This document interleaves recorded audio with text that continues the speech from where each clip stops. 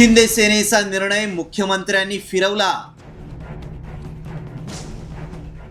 मराठी शिकण्यासाठी रिक्षा चालकांना 1 वर्षांची मुदतवाढ।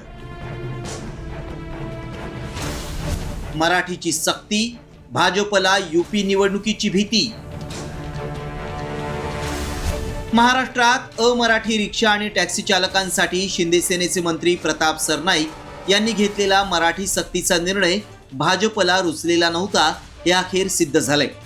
कारण मुख्यमंत्र्यांनी आपली पॉवर वापरून परप्रांतीयांना मराठी शिकण्यासाठी थेट 1 वर्षाची मुदत वाढवून दिली आहे। आता मराठी सक्तीसाठी सुरू झालेल्या धडक कारवाईला अखेर ब्रेक लागलाय।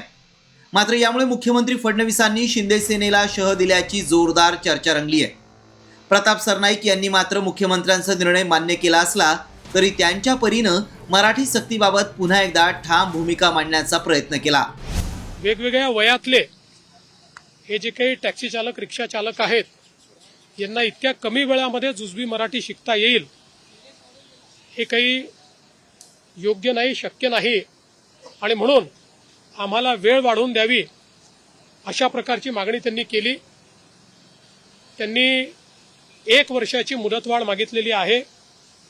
मी आज हा निर्णय केलेला आहे की 1 वर्षाची मुदतवाढ याला देण्यात येईल। कोणतीही कारवाई दरम्यानच्या काळात केली जाणार नाही। माननीय मुख्यमंत्र्यांनी 1 वर्षाची मुदत दिली आहे आणि त्यानंतर परत तुम्ही मुदत मागाल तर ते योग्य होणार नाही।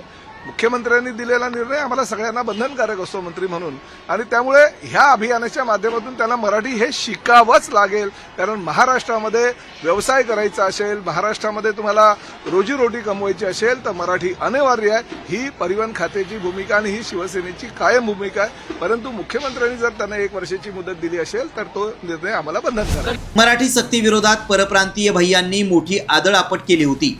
रास्ता रोको आणि संपाचा ड्रामाही केला होता। याचे पडसाद आगामी उत्तर प्रदेशच्या विधानसभा निवडणुकीत उमटण्याची भीती भाजपला होती आणि त्यामुळेच ही दीर्घ मुदतवाढ दिल्याचा आरोप विरोधकांनी केलाय। सगळ्या गोष्टी तेच जर निर्णय घेणार असतील, आणि मला वाटतं हे सगळं मी तुम्हाला सर सांगू ना, यूपीच्या इलेक्शनसाठी चालू आहे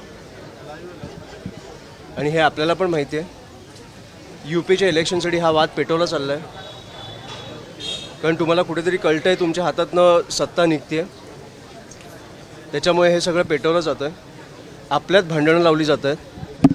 हे आपण कुठेतरी विचार केला पाहिजे। 1 वर्षाची मुदत, टॅक्सीवाला आणि कस्टमर कुठे जायचं आहे, डावीकडे उजवीकडे, OTP हे शिकायला 1 वर्ष। बरं, तुमच्यासमोर टॅक्सीवाले येऊन बोलत आहेत की आम्ही शिकणार नाही आहोत, संपला ना विषय। की तुम्ही 1 वर्ष देऊन पण तुम्ही 1 वर्षात काय त्यांचं हे घेणार आहात का, की काय तुम्ही काय शिकवणार आहात त्यांना ज्यांना शिकायचंच नाही आहे।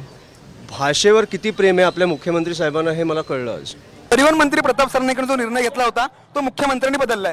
तुम्ही जसं म्हणताय शहासेनेला दाबण्याचा प्रयत्न होता भाजपकडून, त्यांच्यातली जी काही भांडण आहेत ती आहेत रस्त्यावर चाललेली। मुळात परिवहन विभागानं मराठी शिकण्यासाठी 105 दिवसांची मुदत दिली होती, तरीही अनेक रिक्षा चालकांनी मराठी न शिकण्याची भूमिका घेत मुजोरी दाखवली। अनेक अमराठी रिक्षा चालक आणि टॅक्सी चालकांनी मराठी शिकवणीला उत्स्फूर्त प्रतिसाद दिला। मराठी शिकून ते जुजबी मराठी बोलायलाही लागले। मग त्यांना जमतं तर मग इतरांना का नाही असा प्रश्न उपस्थित होतो। आज दिलेली मुदतवाढ ही कायमची ठरवणं आहे इतकंच।